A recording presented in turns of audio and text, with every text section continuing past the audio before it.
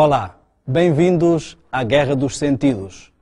Abordamos vários aspectos que têm a ver com a visão, a audição, o tato, o olfato e o paladar. Hoje vamos falar sobre a visão. Talvez um dos sentidos mais importantes e daqueles que as pessoas não gostariam de perder. Quem quer viver num mundo às escuras? Este sentido é muito importante. Vamos abordar as questões da visão relacionadas com a publicidade, com as mensagens subliminares, com o cinema e vídeo, com a televisão, com os videojogos ou jogos de vídeo, como queiram chamar, e vamos ver o que está por trás deste mundo e como isso nos influencia e afeta. Vamos ver que pormenores e que detalhes podemos encontrar. Todas estas coisas são coisas que nos agradam. Eu normalmente falo de coisas de que gosto. Por exemplo, neste caso, eu sou apaixonado por televisão. Antigamente eu estava a estudar televisão, cinema e vídeo. Ou seja, sempre estive relacionado com comunicações e depois estive envolvido também com uma rede de televisão.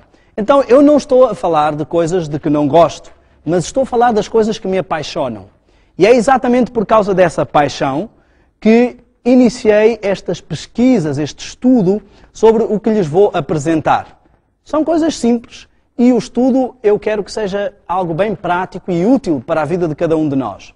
Nós vamos ver e vamos entrar nos meandros de todos estes aspectos. Hoje vamos falar sobre televisão. E a televisão é algo que revolucionou o mundo. Uma mudança tremenda. Entre os anos 50 e 60, tudo mudou e as famílias que tinham a mesa como centro passaram a ter a televisão como centro. Embora, neste caso, o centro seja um pouco diferente. Porquê diferente? Porque a televisão não faz com que as pessoas se sentem apenas à sua volta. Ela faz com que as pessoas se sentem olhando para ela. As pessoas deixam de ser o centro das atenções e a atenção passa a estar centrada no aparelho. As pessoas se colocam de lado, então não há intercomunicação. Mas eu não quero começar por tratar apenas dos problemas da televisão. Vamos ver alguns aspectos interessantes. Por exemplo, em termos históricos, nós podemos encontrar várias questões e não se pode propriamente atribuir a televisão ou a sua invenção a uma pessoa. Nós temos, por exemplo, o químico sueco Jacob Berzelius, que a partir de 1817 descobriu casualmente o selênio. Também podemos falar sobre Alexander Bain, em 1842.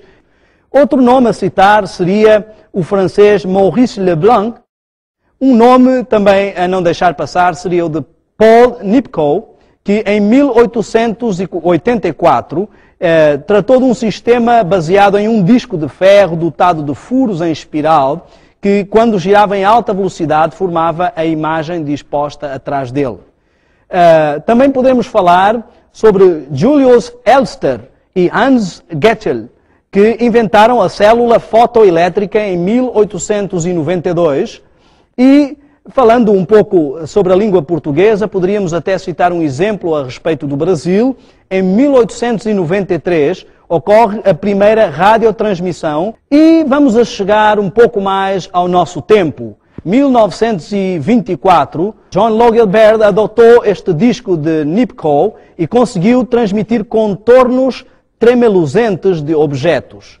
Um ano depois foram rostos de pessoas e depois a junção de vários estudos que fariam surgir a televisão. Mas, talvez, concluindo, pudéssemos pegar o caso de John Logie Baird, em 1926, que transmitiu oficialmente as primeiras imagens e assinou um contrato com a BBC.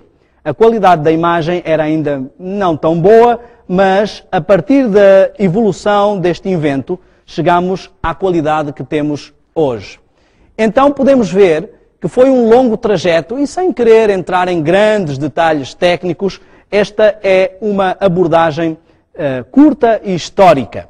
Mas vamos ver na prática, porque as pessoas não estão preocupadas sobre tecnicamente, sobre como se processam as coisas, como se transmite a luz, como há a difusão da imagem. Elas querem assistir televisão, simplesmente. E é isso que vamos ver. Vamos ver algumas sondagens que nos dão alguns dados sobre como a televisão afeta e afetou e continua e continuará a afetar a sociedade. Por exemplo, temos aqui um dado importante. Nos anos 80, o americano médio mantinha o televisor ligado cerca de 7 horas por dia. 7 horas por dia, estamos a falar de quase um horário de trabalho. Reparem, a criança americana média assiste, em média, 25 a 30 horas semanais. Por volta dos seus 18 anos, já terá assistido cerca de 15 mil horas de televisão. 15 mil horas de televisão que, se colocarmos em contrapartida com o tempo que passam na escola, fica a perder. Na escola, estas crianças terão passado apenas 11 mil horas. Isto não considerando o facto de que tudo o que aprendemos na escola não é retido. Então, vejamos, ainda se lembra, por exemplo, de como se acha a raiz quadrada?